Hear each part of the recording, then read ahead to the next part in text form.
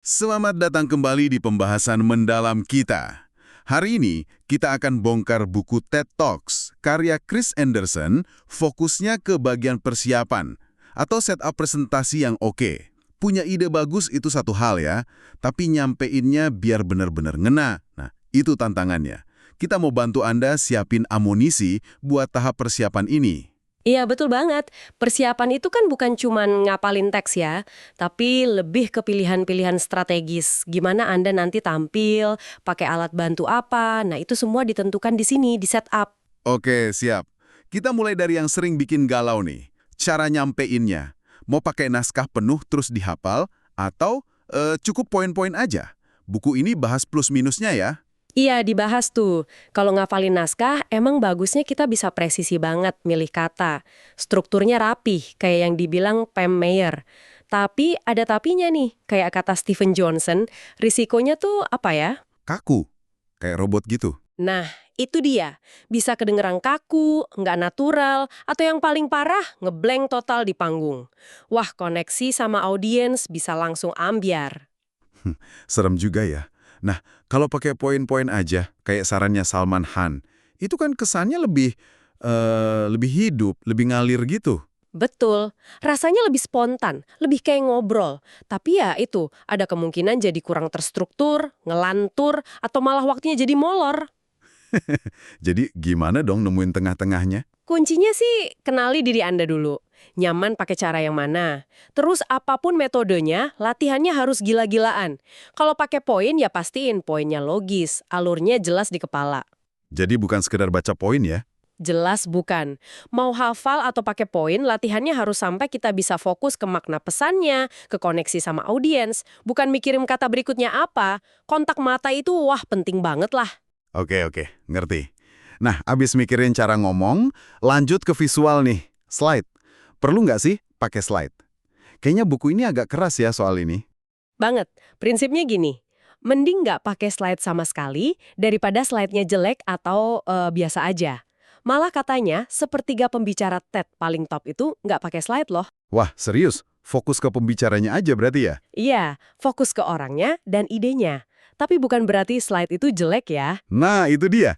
Kan ada contoh kayak Hans Rosling tuh, yang pakai grafik animasi keren banget itu.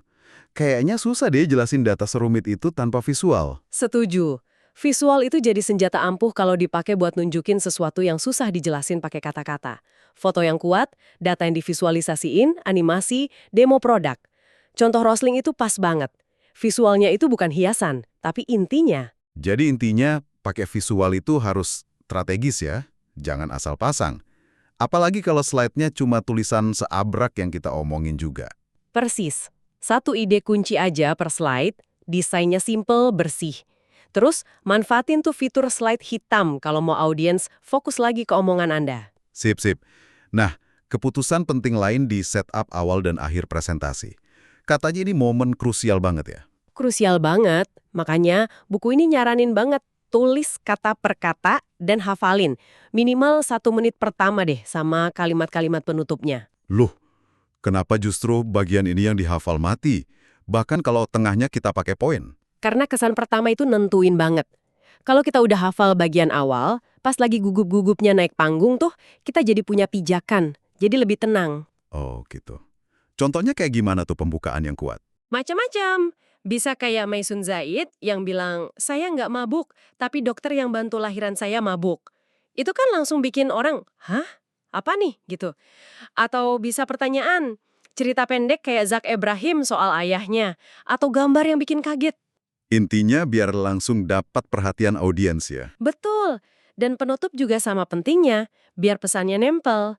Bisa ajakan bertindak, komitmen pribadi, gambaran masa depan, atau kayak Rita Pearson tuh, yang ngajak jadi juara buat anak-anak. Mengharukan gitu.